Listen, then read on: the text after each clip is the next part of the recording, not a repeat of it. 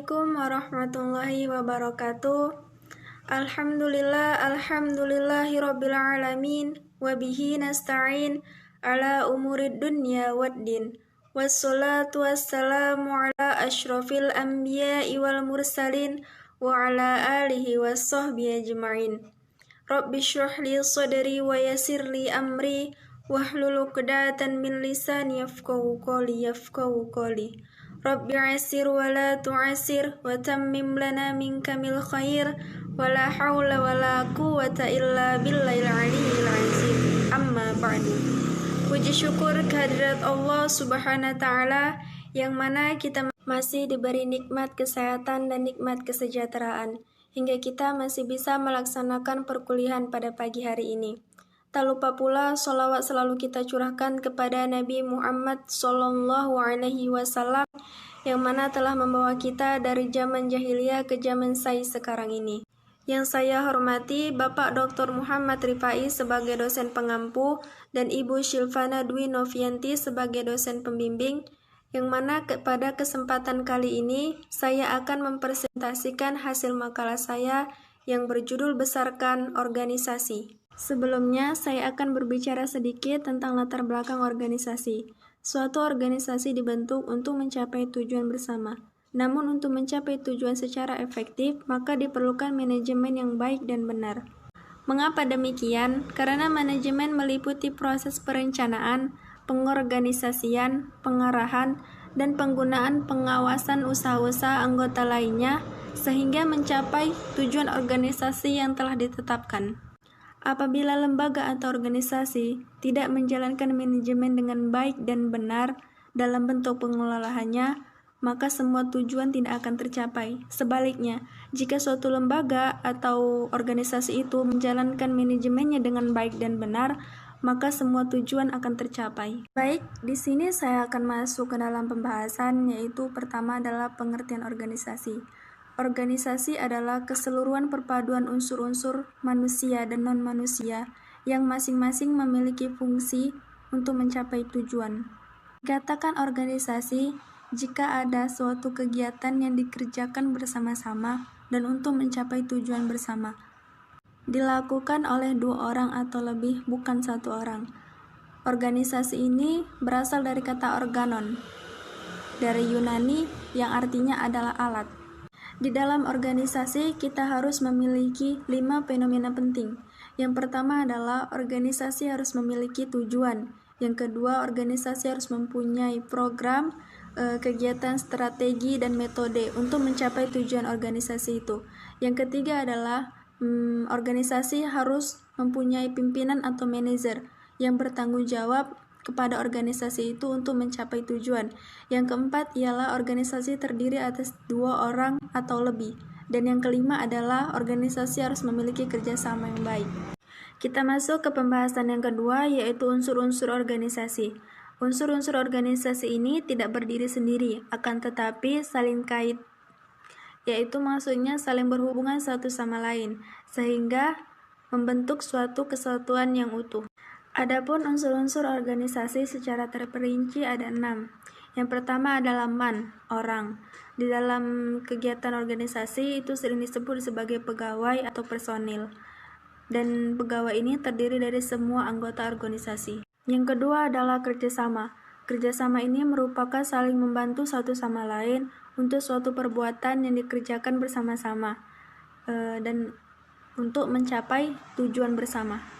Dan yang ketiga adalah tujuan bersama. Tujuan bersama ialah arah atau sasaran yang harus dicapai. Dan tujuan ini merupakan titik terakhir tentang apa yang harus kita kerjakan. Yang keempat adalah peralatan atau equipment.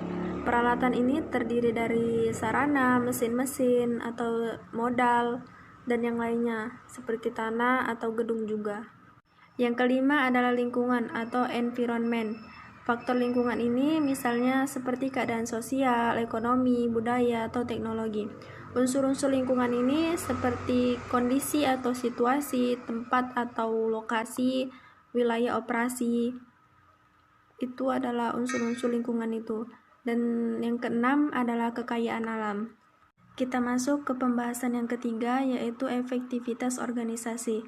Berdasarkan pendapat para ahli, dapat disimpulkan bahwa efektivitas organisasi ini suatu konsep yang sangat penting dalam suatu organisasi karena ia mampu memberikan gambaran keberhasilan suatu organisasi untuk mencapai sasarannya. Atau dapat dikatakan efektivitas ini merupakan tingkat ketercapaian tujuan dari aktivasi-aktivasi yang telah dilaksanakan dibandingkan target yang telah ditetapkan sebelumnya. Kemudian saya akan menjelaskan tentang faktor efektivitas organisasi.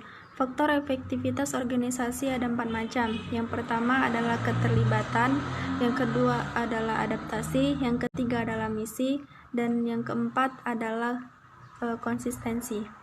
Di sini saya akan menjelaskan sedikit apa itu yang dimaksud dengan keterlibatan, adaptasi, misi, dan konsistensi dalam faktor efektivitas organisasi ini. Yang pertama ialah keterlibatan. Keterlibatan ini suatu perilaku yang membuat staf merasa diikutsertakan dalam kegiatan organisasi, sehingga dapat membuat staf bertanggung jawab mengenai tindakan yang dilakukannya. Yang kedua ialah adaptasi. Adaptasi ini adalah kemampuan pada organisasi untuk dapat menerjemahkan pengaruh lingkungan terhadap organisasi. Dan adaptasi ialah kemampuan organisasi dalam merespon perubahan-perubahan lingkungan eksternal dengan cara melakukan perubahan internal di dalam organisasi atau pada suatu organisasi. Yang ketiga ialah misi. Misi ialah dimensi budaya yang menunjukkan tujuan inti organisasi yang menjadikan anggota teguh serta fokus terhadap apa yang dianggap penting oleh organisasi.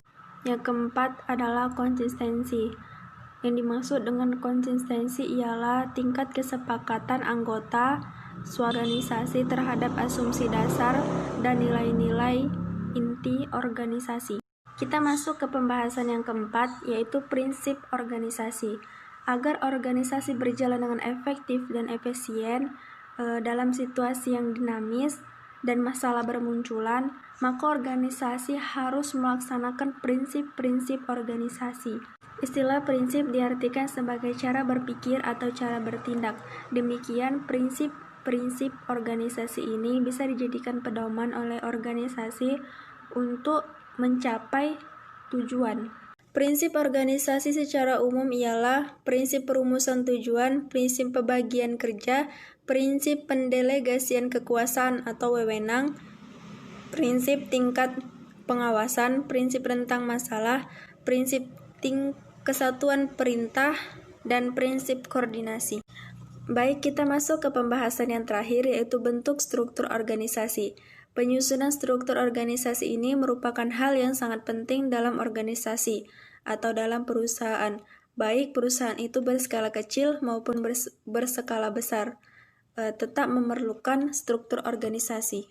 Struktur organisasi ada 3 macam, yaitu yang pertama adalah struktur organisasi fungsional, yang kedua adalah struktur organisasi divisional, dan yang ketiga adalah struktur organisasi matriks. Demikianlah isi presentasi saya kali ini. Semoga apa yang saya sampaikan bermanfaat bagi kita semua.